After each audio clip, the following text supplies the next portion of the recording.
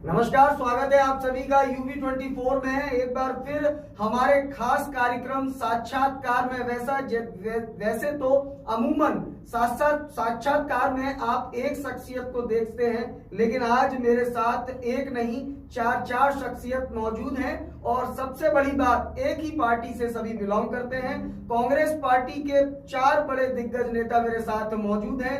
मेरे दाएं से प्रदेश का नेतृत्व करने वाले शिक्षा से जुड़े हुए श्रीमान मनीष द्विवेदी जी मेरे साथ जुड़े हुए हैं स्टूडियो में। मेरे साथ सौरभ पोरवाल कांग्रेस पार्टी के युवा लीडर मेरे साथ जुड़े हुए हैं। कांग्रेस पार्टी के फिरोजाबाद के वरिष्ठ नेता राजेश शर्मा मेरे साथ मौजूद हैं और कांग्रेस पार्टी के युवा प्रवक्ता मेरे साथ मौजूद हैं। इनसे हम जानेंगे कि 2022 के चुनाव को लेकर कांग्रेस पार्टी के पास क्या है विजन, क्या है एक्शन प्लान और क्या होंगे मुद्दे।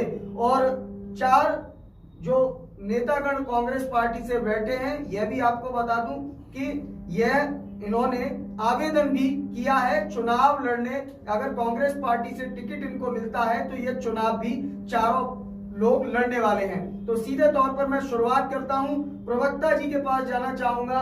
सबसे पहले आपसे जानना चाहूंगा कि कांग्रेस पार्टी का क्या विजन है और किन नीतियों के साथ, किन मुद्दों के साथ कांग्रेस पार्टी आगे जाने वाली है। सबसे पहले तो मैं आपका धन्यवाद करना चाहूंगा कि आपने इस चुनाव के दौर में आने वाले आगामी 2022 के विधानसभा चुनाव की तैयारी को लेकर लोगों से सवाल जवाब करने के लिए जो यहाँ एक डिबेट बुलाई है, जिससे कि पता लग सके, जनता तक संदेश पहुंच सके। जिस तरह से उत्तर प्रदेश के अंदर पिछले 2 साल से प्रियंका गांधी वाड्रा जी पूरी तरीके से मेहनत कर रही है और छोटे से लेकर बड़े मुद्दों पर पूरी तरीके से उठा रही है और लोकतांत्रिक तरीके से कांग्रेस पार्टी की श्रीमती महासचिव प्रियंका गांधी जी न्याय दिला रही है। पीड़ितों को न्याय दिलाने में उनकी अहम भूमिका रही हो।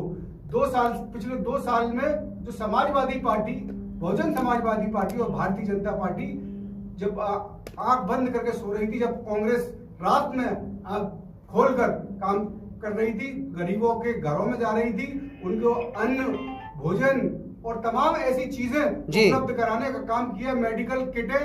और उत्तर प्रदेश के अंदर अगर विपक्ष की कोई भूमिका निभा रहा है वो श्रीमती प्रियंका गांधी वाड्रा जी है। आपने देखा होगा लखीमपुर खीरी के अंदर किस तरह से इन लोगों ने नंगा नाच किया। उन मंत्री के बेटे ने किसानों को कुचल कर फेंक दिया। इस तरह से आपने ये देखा। चलिए, कोई बात नहीं, मैं आपके पास आना चाहूंगा राजेश जी। क्या लगता है, जैसे कि आपके प्रवक्ता जी ने विजन बताया, मुझे नहीं लगता कि विजन में जो चीजें होनी चाहिए थी, जो वास्तविकता में एक्शन प्लान जो होना चाहिए था, मुझे नहीं लगता कि उन्होंने प्रस्तुत किया। क्योंकि 2022 के चुनाव में किन मुद्दों के साथ आप जनता के बीच में जाएंगे, क्या वो आपके मुद्दे होंगे, सीधे तौर पर आपसे जानना चाहूंगा। देखिए, सबसे बड़ी बात यह है, हमारी पूर्व प्रधानमंत्री स्वर्गीय आदरणीय इंदिरा गांधी जी आज हमारे देश में, हमारे बीच नहीं है, लेकिन अब देश ने मन बना लिया है, तुझमें इंदिरा दिखती है तुझमें इंदिरा दिखती है। उत्तर प्रदेश ने ठान लिया है कि प्रियंका गांधी जी को उत्तर प्रदेश से दिल्ली तक पहुंचाना है और कमान उनके हाथ में है। उत्तर प्रदेश के अंदर ही नहीं, देश भर में आज जो बेरोजगारी छाई है, इस सरकार ने झूठी अफवाह फैलाकर, जुमला छोड़कर 2 करोड़ नौकरियां देंगी, 15 लाख आपके खाते में आएंगे, दाऊद को लेके आएंगे, काला धन लेके आएंगे। इस सरकार ने कुछ नहीं किया। ये सरकार, आपको खास बात बता दूं, लोग कहते हैं कि ये बीजेपी की सरकार है। ये बीजेपी की सरकार नहीं है, ये मोदी जी की सरकार है। और मोदी जी अडानी अंबानी के रिमोट से चलते हैं। ये प्राइवेट लिमिटेड सरकार है जिसका नेतृत्व अडानी और अंबानी करते हैं। हमारा देश गुलामी की तरफ जा रहा है, बेरोजगारी की तरफ जा रहा है, भुखमरी की तरफ जा रहा है। इस देश में सुई नहीं बनती थी, कांग्रेस ने अंतरिक्ष और परमाणु तक हमें पहुंचा दिया। उत्तर प्रदेश के अंदर जो चुनाव हो रहा है, योगी जी को मुंह की खानी पड़ेगी, क्योंकि उत्तर प्रदेश के अंदर बेरोजगारी इतने 4.5 साल में आज तक किसी को नौकरी नहीं मिली। नौकरी छीनने का काम करा। मैं आपको बता दूं, छोटे स्तर से लेकर चल रहा, कांग्रेस सरकार ने रसोईया लागू की थी, आशा वर्कर लागू की थी, आंगनबाड़ी लागू की थी, शिक्षकों की भर्तियां की थी, पुलिस की भर्तियां की थी, प्रेरक बनाए थे, स्वरोजगार बनाए थे। कांग्रेस सरकार ने जितने रोजगार दिए थे ये सरकार पतन करती चली आ रही है। आज आप फील्ड में जाके देखिएगा, मैं एक एक शब्द के डॉक्यूमेंट दे सकता हूँ और चैलेंज करता हूँ उत्तर प्रदेश सरकार के मंत्री और विधायकों को कि सामने बैठ के डिबेट करें। मैं करूंगा भ्रष्टाचार का उजागर कि उत्तर प्रदेश के अंदर क्या भ्रष्टाचार हो रहा है। और रही बात योगी, मुझे शर्म आता है, हर पीला कपड़ा, हर पीली चीज सोना नहीं होती और हर गेरुआ पहनने वाला योगी नहीं होता। योगी होते तो आप मठ में बैठे होते। ये देश को गुमराह करने की राजनीति की जा रही है। आज देश के अंदर जो भुखमरी की स्थिति है आप देख लीजिएगा, 64 रुपए पेट्रोल, 107 रुपए पेट्रोल हो गई, सरसों का तेल, रिफाइंड का तेल, गैस का चूल्हा, ये सारी महंगाई के मुद्दे लेके हम लोग उतर रहे हैं। और 2014 में जो हमारा रेट थे, अगर कांग्रेस की सरकार 2022 में आई तो हम लोग वापस उन्हीं रेटों में देश को ले जाएंगे और देश की जनता को खुशहाली में वापस लेके आएंगे। इन लुटेरों से पहले लड़े थे अंग्रेजों से, अब लड़ेंगे हम चोरों से उत्तर प्रदेश के अंदर। चलिए मैं दोबारा आकर आपसे पूछूंगा कि आपने कहीं देर तो नहीं कर दी, लेकिन उससे पहले मैं सौरभ जी आपसे जानना चाहूंगा, क्योंकि आप युवा हैं और लगातार आप एक्टिव भी रहे हैं, तो युवा होने के नाते आपको क्या लगता है कि देश का युवा आज कांग्रेस से विमुख हो चुका है, तो युवाओं को कैसे आप अपनी तरफ आकर्षित करेंगे? क्या आपके पास ऐसी योजना रहेगी जिससे कि युवा और देश की जनता कांग्रेस पर भरोसा करे? सबसे पहले मैं आपको धन्यवाद करना चाहूंगा और बताना भी चाहूंगा हमारी माननीय प्रियंका गांधी वाड्रा जी आज जो चल रही है, सबसे पहला मुद्दा हम लोगों का युवा ही है। क्योंकि जहां कुछ दिन पहले आपने अलीगढ़ की घटना देखी होगी, जिसमें एक जात विशेष से बलात्कार होकर उसको जला भी दिया गया, वो भी एक युवा ही था। ऐसे ही कई ऐसी व्यवस्था है जो प्रियंका गांधी वाड्रा युवाओं के लिए काम कर रही है। लेकिन मैं आपको बताना चाहूंगा, आज पूरे हमारे कांग्रेस की एक ही योजना है कि युवाओं को आज रोजगार के मामले में बिल्कुल जीरो कर दिया गया है और रोजगार के लिए आदमी दर दर भटक रहा है। चाहे व्यापारी हो, चाहे शिक्षित में युवा हो, उनके लिए नौकरी करने के लिए कोई व्यवस्था नहीं और पढ़ाई करने के लिए लाखों रुपए उनको देने पड़ रहे हैं। क्योंकि पिछली सरकार में जो डिप्लोमा कुछ चंद पैसों में हो जाया करता था, लेकिन आज उसके लिए काफी लाखों रुपए देने पड़ रहे हैं, जिससे आज युवा ही सबसे ज्यादा परेशान है। और मैं आपको एक चीज बताना चाहूंगा कि बीजेपी जब से सत्ता में आई उसमें धोखा किसने खाया? केवल युवाओं ने ही धोखा खाया। क्योंकि हमारे देश के प्रधानमंत्री जी मोदी जी ने युवाओं को जिस तरह लालच दिया कि हम अच्छा रोजगार देंगे, हम अच्छी शिक्षा देंगे, हम अच्छे व्यापार के लिए योजना बनाएंगे, लेकिन क्या ढाक के 3 पाक के बराबर हुई? क्योंकि उन्होंने केवल एक सपना दिखाया था। आज सपने पर ही सरकार चल रही है, क्योंकि सपना कभी पूरा नहीं होता। सपना केवल रात जब सवेरा उठता है आदमी वो खत्म हो जाता है। इसी तरीके से बीजेपी की सरकार चंद दिनों में जो योजना थी केवल कागजों पे चली, जैसा कि आप लोग देख रहे हैं। जगह जगह उन्होंने बड़े बड़े पोस्टर लगा रखे हैं कि यूपी का विकास, यानी उत्तर प्रदेश नंबर 1 पर, लेकिन है क्या हकीकत? जैसा आप सब लोग जानते हैं, शहरों में गड्ढे पड़े हुए हैं, जगह जगह क्राइम की व्यवस्था बढ़ रही है। अभी मैंने कल के अखबार में, आज के अखबार में पढ़ा कि प्रशासन जो एक थाना है, थाने में ही चोरी होती है जी, और चोरी रोकने वाला, यानी इसका मतलब क्या है? कानून का मामला है, आगरा का मामला, यानी ये कानून व्यवस्था जो लोगों की हिफाजत करता है उसके ही घर में चोरी हो रही है। इससे ज्यादा दयनीय व्यवस्था क्या उत्तर प्रदेश की होगी? आप चलिए मैं आपके पास आता हूं और आपसे यह भी जानूंगा कि आखिरकार, क्योंकि चुनाव अब आ गया सर पर, तब आप लोग ये बातें कर रहे हैं, तो आप लोगों ने पहले क्यों ये बातें नहीं उठाई? ये बात मैं आप लोगों से सबसे जानूंगा।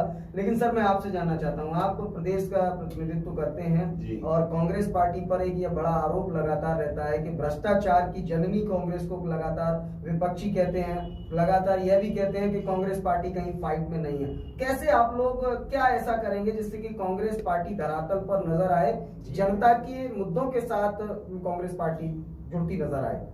सबसे पहले मैं आपके माध्यम से आपके दर्शकों को नमस्कार करना चाहता हूं और कांग्रेस पार्टी श्रीमती प्रियंका गांधी वाड्रा और मेरे प्रदेश अध्यक्ष श्री अजय कुमार लल्लू जी के निर्देशानुसार मैं पूरी पार्टी की ओर से, प्रदेश के नेतृत्व की ओर से भी सभी लोगों को आगे जो दीपावली आ रही है उसके लिए मैं सभी को अभी से शुभकामनाएं प्रेषित करना चाहता हूँ।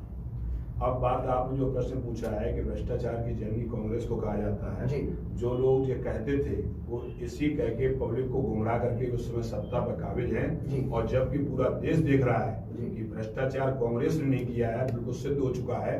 भ्रष्टाचार कौन कर रहा है? एक एक चीज आप देखिए, एयरपोर्ट बिक रहे हैं, रोड बिक रही है, रेलवे लाइन बिक रही है, हवाई अड्डा बिक रहा है। 360 PSU जो कांग्रेस ने बनाए थे वो 360 PSU मोदी जी की गवर्नमेंट ने सारे बेच दिए हैं। तो भ्रष्टाचार इसे कहते हैं कि भ्रष्टाचार आरोप लगा देने से हो जाता है। आप जानते हैं पहले भी इनके ऊपर भ्रष्टाचार लगाए गए थे, पूजी वो सारे भ्रष्टाचार मनगढ़ंत थे, बनाए हुए थे। उसमें अन्ना हजारे और रामदेव जी को पहले से तैयार किया गया था, प्लानिंग की गई थी और देश को गुमराह किया गया था। और गुमराह करके आज आप सामने देख रहे होंगे कि वही कांग्रेस पार्टी, वैसे मैं आपको बताऊं, करोड़ों लोगों की आस्था का नाम है कांग्रेस।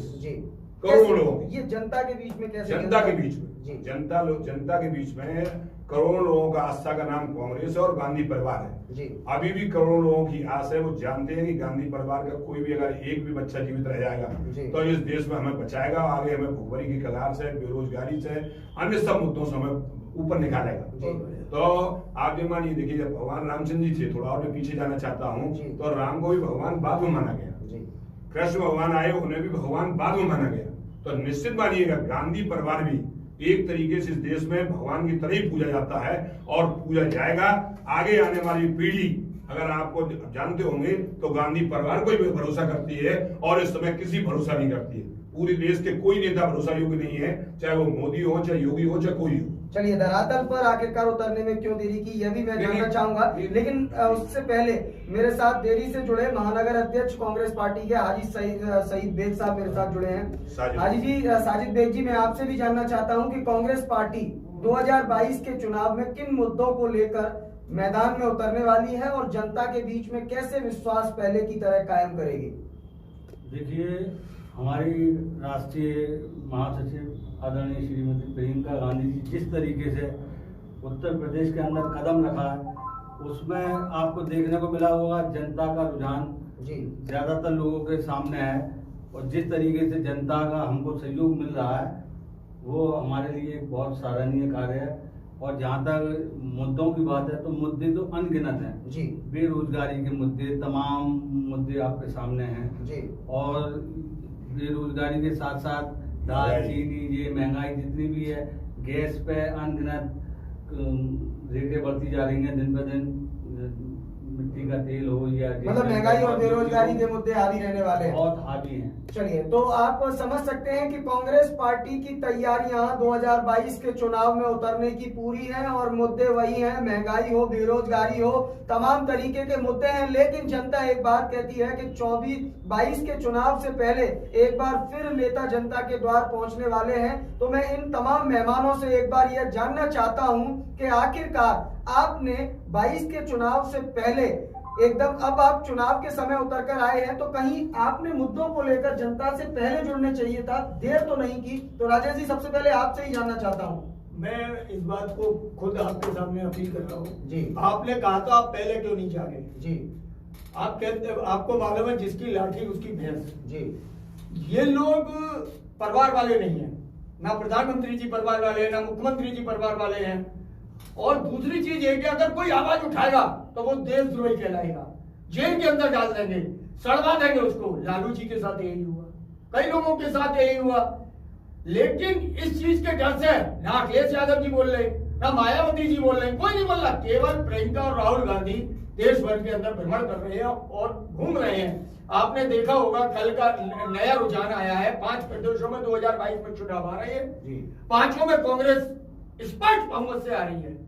मुद्दे कांग्रेस ने बराबर उठाए, लेकिन इन लोगों ने अपनी ताकत का दुरुपयोग करते हुए कोरोना काल में प्रियंका गांधी ने 1000 बसें चलाई। इन्होंने बसों के नंबर फर्जी बताते हुए वो रोक लगाई। इन्होंने राहुल जी ने इस कोरोना आने से 6 महीने पहले ये अलर्ट कर दिया था, देश में आपदा आ रही है। डेंगू आने से पहले आपदा को बता दिया था। लेकिन ये सरकार हर धर्मी की सरकार है, बेशर्म सरकार है, बेईमानों की सरकार है। ये अंग्रेजों के गुलाम रहे हैं, ये देश चलाने नहीं आए, ये देश लूटने आए हैं और अडानी अंबानी की गुलामी करने आए हैं। और मैं आपको एक बात बता दूं, मायावती जी मायावती, समय का अभाव है, समय का अभाव। कांग्रेस पार्टी से समय ही का- सभी बैठे हुए हैं। मैं चाहूंगा जल्दी से 2 लाइनों में आप कंप्लीट करें, क्योंकि लगता नहीं कि लगातार आप पर ये आरोप होता है कि चुनाव के समय आप आए, देरी नहीं हुई। नहीं, मैं सबसे पहले आपको एक बताना चाहूंगा, जो जी। बीजेपी कहती है कांग्रेस एक भ्रष्टाचार की जननी है, जी। जैसा अभी आपने पूछा जी। साथी से। जी। लेकिन मैं आपको एक बताना चाहूंगा, अगर कांग्रेस भ्रष्टाचार की जननी होती तो 2005 में जो सूचना अधिकार का एक कानून है, जिससे एक आम आदमी मजबूत होता है, एक 10 रुपए का आप एक कागज लेकर आप मंत्री से लेकर एक अधिकारी तक उससे आप सवाल कर सकते हैं। वो अधिकार किसने दिया? केवल कांग्रेस ने दिया। क्यों दिया? क्योंकि वो भ्रष्टाचार से नफरत करती थी, भ्रष्टाचार को खत्म करना चाहती थी। लेकिन जो चंद लोग हैं जो भ्रष्टाचार को आज तक आरोप लगाते रहे, वो आज खुद भ्रष्टाचार कर रहे हैं। चाहे नोटबंदी में किया हो, चाहे जीएसटी में किया हो, चाहे कोरोना काल में किया हो। जैसा आप लोगों ने देखा भी, शहर में कई पूंजी वो अपने जनप्रतिनिधि खाने के नाम पर चंद पैकेट बना के भिजवा रहे थे। अभी भी आपने देखा हो डेंगू में कुछ दिन में खाने में छिपकली निकली। ऐसे कई ऐसे भ्रष्टाचार हो रहा है, लेकिन उसका अभी उजागर नहीं होगा, क्योंकि चंद जो मीडिया है राष्ट्रीय स्तर की, वो उनके दबाव में है या किसी रूप से वो कार्य कर नहीं पा रही। चलिए एक लाइन में जल्दी से कंप्लीट कीजिएगा प्रवक्ता जी। मैं आपसे यही सवाल है कि आखिरकार देरी क्यों की उतरने में? देखिए, हम पहले से उतरे हुए मैदान में हमने हमेशा सवाल किए सरकार से और सरकार के खिलाफ प्रदर्शन किए। मैं बताना चाहूंगा आपको, हमारा देश एक युवा देश है, जहाँ हर साल करोड़ों युवा अपनी पढ़ाई पूरी कर नौकरी की तलाश में निकल पड़ते हैं। कुछ युवा निजी संस्थानों की तरफ जाते हैं, कुछ सरकारी संस्थानों की। जब नौकरी न मिलने के कारण दिन पर दिन युवा निराश होता जा रहा है। उसकी निराशा इतनी बढ़ गई है कि आत्महत्या करने पर मजबूर है। हर रोजाना 35 लोग आत्महत्या करते हैं, 35 युवा, सिर्फ नौकरी न मिलने के कारण। और हाल ही में सरकार ने यूनिवर्सिटियों की फीस बढ़ाकर युवाओं के भविष्य पे जो गहरा संकट गहराया है, उसके लिए भारतीय जनता पार्टी जिम्मेदार है और कभी माफ नहीं करेगी उसको, उत्तर प्रदेश का युवा और उत्तर प्रदेश की जनता। मैं बताना चाहता हूं, जहां रिक्शे वाले का, काम वाली बाई का बच्चा पढ़ सकता था यूनिवर्सिटियों में, फीस बढ़ाकर अब नहीं पढ़ सकता। आपने निजीकरण की राह पर चालू कर चले गए। जबकि आपको मैं बताना चाहूंगा, लाल किला डालमिया को बेच दिया, डालमिया ग्रुप को बेच दिया, और हमारी जो क्या नाम है लखनऊ का एयरपोर्ट अडानी को बेच दिया। क्या अब देश की धरोहर निजी धरोहर होती जा रही है? हाजी जी, आपसे जानना चाहता हूं, क्या लगता है आपको कि देर तो नहीं की कांग्रेस पार्टी ने इस बार जनता तक पहुंचने में? क्योंकि चुनाव का समय आ गया, अब आकर आप कांग्रेस पार्टी मैदान में आ रही है, तो क्या लगता है देर तो नहीं हुई कहीं? देरी तो कुछ भी नहीं हुई, हम तो बहुत पहले से के अंदर हैं जी। लेकिन लोगों की सोच है ऐसी, क्या हमने कहीं नहीं पहुंचे। सर क्या लगता है आपको? आपसे जानना चाहता हूं, क्योंकि अब वो समय नहीं रहा, और जिस तरीके से आपने विजन बताया सभी वक्ताओं को आपने जो सुना। वर्तमान जी शासन सत्ता व्यवस्था चल रही है, जी। एक तो आधे संविधान से चल रही है। जी आप जानते हैं अपने आगे जो संविधान है, जी। हिंदू मुस्लिम सिख ईसाई, जी, बल्कि आधे से भी नहीं, चौथाई कही है। जी, आप जनसंख्या के अनुपात में न देखें और वर्गीकरण के आधार पर देखें तो 4 समुदाय के लोग हैं, हिंदू मुस्लिम सिख ईसाई। तो केवल एक आप वर्ग को लेकर चल रहे हैं, जबकि अपना संविधान ही कहता है कि हमें सभी धर्मों को ध्यान रखना है, सभी का आदर करना है। चूंकि भारतवर्ष की, अब तो वो भी कह रहे हैं सबका साथ सबका विकास। नहीं, वो नहीं कह रहे, वो कहते हैं केवल, वो करते नहीं है। और उनकी नजर में तो आप समझिए कि अच्छे नहीं लगते हैं बहुत सारे लोग। वो तो आधे भारत को अपना भारत मानते हैं, लेकिन वो भी जब हिंदू की भी बात करते हैं तो हिंदुओं में भी उन्होंने पार्शलिटी पैदा की है। अगर आप उत्तर प्रदेश में देखेंगे तो एक जाति विशेष को उन्होंने बढ़ावा दिया है, हिंदू में भी सब लोगों को नहीं दिया। आखिरी सवाल, लगभग कितनी सीटें उत्तर प्रदेश में कांग्रेस पार्टी को मिलने वाली है? 200 पार। 200 पार। जी, हमको झूठ तो बोला बहुत बहुत नहीं धन्यवाद। जाता है। तो आपने ये देखा कि हमारे UV24 के खास कार्यक्रम साक्षात्कार में कांग्रेस के तमाम वरिष्ठ नेताओं को आपने सुना, और सीधा विश्वास है कि 200 के पार सीटें कांग्रेस पार्टी को जनता देने वाली है। अब ऐसे में जिस तरीके से आपने तमाम नेताओं को सुना कि क्या कुछ तैयारियां कांग्रेस पार्टी की हैं, और ये तैयारियां क्या रंग लाती हैं, और जनता इन तैयारियों के कितने नंबर कांग्रेस पार्टी को देने वाली है, यह तो चुनाव के बाद पता लगेगा। फिलहाल इस खास कार्यक्रम में इतना ही। ताजा तरीन खबरों के लिए बने रहे UV24 के साथ। मुझे दीजिए इजाजत, नमस्कार।